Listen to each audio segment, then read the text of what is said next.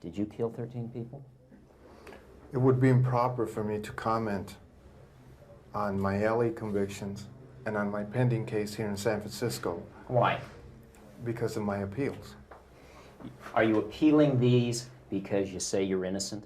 You didn't kill 13 people? That is correct. You didn't kill 13 people. Again, it would be improper for me to comment in any regard to that question. You have now entered a very rare group of people in this country. You're in the ranks of Charlie Manson, Ted Bundy. You claim you didn't commit these murders, but you're right in there now as far as everybody else is concerned. Serial killers do on a small scale what governments do on a large one.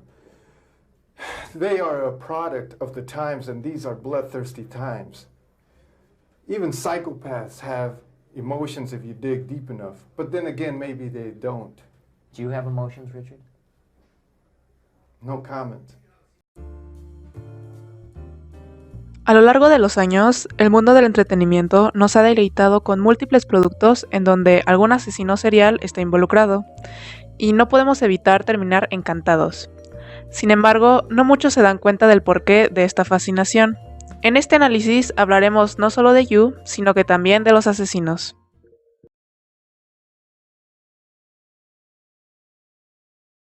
Primero, empecemos definiendo lo que es un asesino serial. Según el FBI, los asesinos en serie, o asesinos reales, son personas que matan por lo menos en 3 ocasiones con un intervalo en cada asesinato. Los crímenes cometidos son resultados de una compulsión, que puede tener sus orígenes en la juventud o en desajustes psicopatológicos del asesino. Contrariamente a aquellos que están motivados por ganancias monetarias, por ejemplo, asesinos a sueldo, o los que tienen motivaciones ideológicas o políticas, por ejemplo, terroristas o genocidas.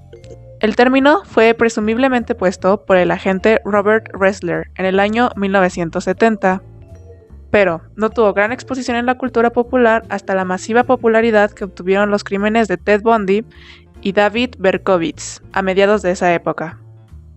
El modus operandi que sigue este tipo de personas suele ser siempre la misma, por lo que los crímenes más o menos se realizan en las mismas condiciones, y los blancos escogidos comparten características, entre ellas profesión, sexo, edad, raza. Otro factor importante es la infancia, ya que estos en su mayoría sufrieron de abuso durante esta etapa. Hay 3 señales bastante sobresalientes para detectar a un asesino que se presentan cuando son niños. Piromanía, comenzar incendios solo por emoción. Crueldad hacia los animales. Matar animales como perros y gatos frente a sus amigos para impresionarlos y por puro deleite. Y enuresis, persistencia de la micción sin control, aún y más allá de haber alcanzado la edad en la cual se debe controlar.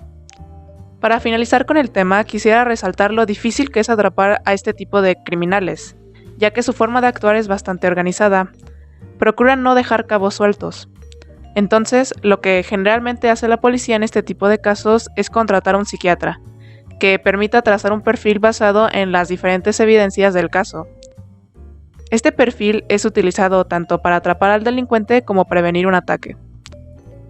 Cuando al fin logran resolver el caso, generalmente los asesinos terminan en alguna institución psiquiátrica. Esto debido a sus severos problemas psíquicos.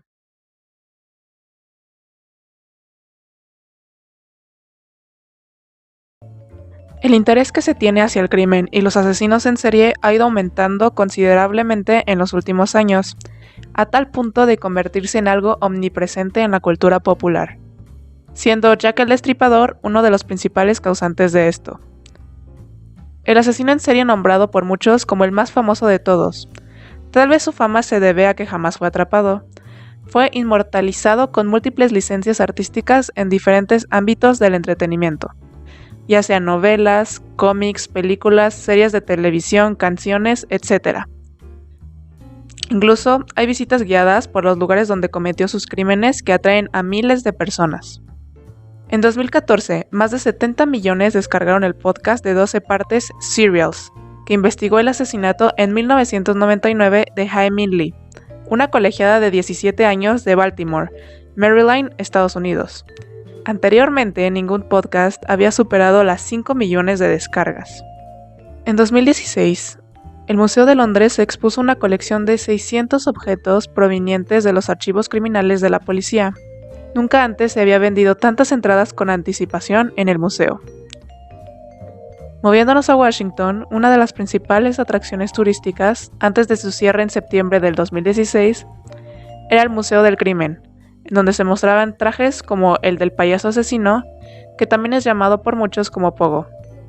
De igual manera, se encontraba el viejo y oxidado escarabajo Volkswagen color arcilla, en el que Ted Bundy asaltó y asesinó a decenas de mujeres jóvenes en California, en la década de 1970.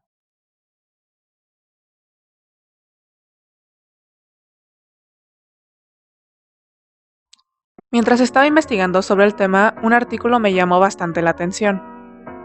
Con tan solo leer la frase con la que llamé esta sección, pude entender por qué es que nos atraen tanto estos delincuentes.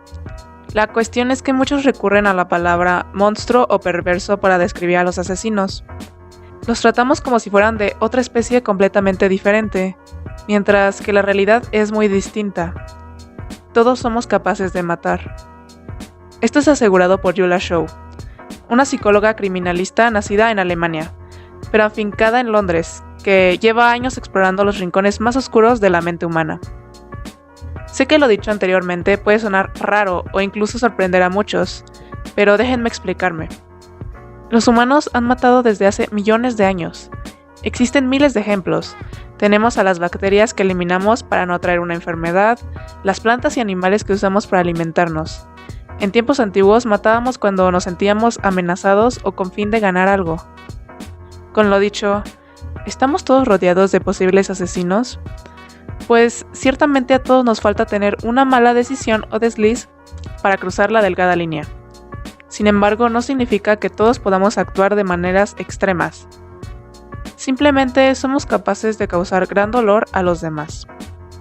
Hay múltiples estudios que demuestran cómo la mayoría de los candidatos fantasean con violencia o los asesinatos en sí, pero es completamente diferente el fantasear que hacerlo.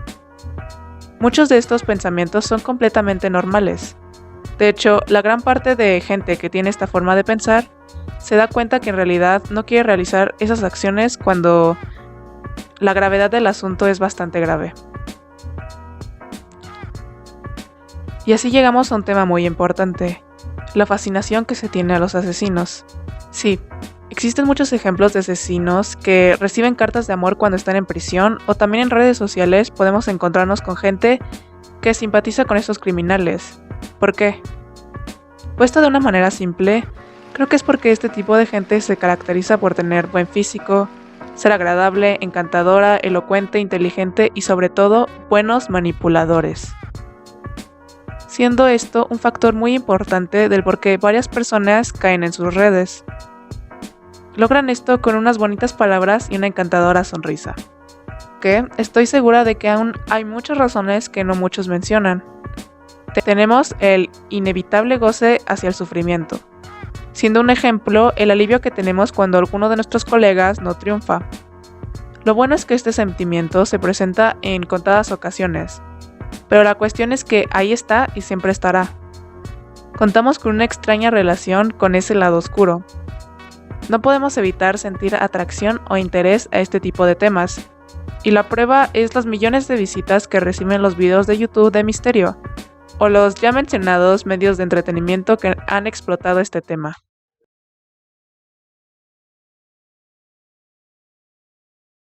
Antes de comenzar, quisiera aclarar que en esta sección no voy a hablar de la serie en sí, sino del protagonista Joe. Este personaje es una de las razones del interés de la gente por la serie, siendo yo una de las interesadas. Al terminar la más reciente temporada, se me hizo bastante entretenida, pero nada del otro mundo. Lo que sí se me hizo interesante es analizar síntomas que posee el protagonista. Claro que yo no soy ninguna experta, así que tuve que hacer una investigación con gente mucho más apropiada para hacer un diagnóstico. Para mi suerte, me encontré con un artículo bastante interesante. En este menciona profesionales con renombre como Ramani Durvasula, Kelly Scott y Pamela Rutledge y su diagnóstico. Lo primero que mencionan es la fidelidad que tiene la serie respecto a los trastornos mentales, pero Joe no puede ser clasificado como psicópata, ya que no concuerda con los parámetros necesarios para llamarlo de esa manera, siendo el primero el síndrome de Madame Bovary. Este síndrome se caracteriza por una insatisfacción crónica afectiva. Aunque Joe tenga un carisma innegable, constantemente se siente afectado por sus fantasías e idealizaciones, que están completamente alejadas de la realidad.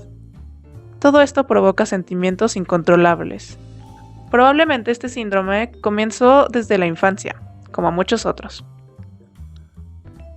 Otra problemática es la ansiedad social. Ejemplos de que la posee es cómo siente que las demás personas son estúpidas, banales y hasta frívolas. La gente con dicha condición por lo general no tiene esa empatía que poseemos. Incluso los puede llevar a pensar que son los héroes de la historia. Continuamos con la codependencia. Como su madre, Joe depende de otras personas. Esto se debe a que cuando era niño no tuvo una relación sana con la gente en su entorno.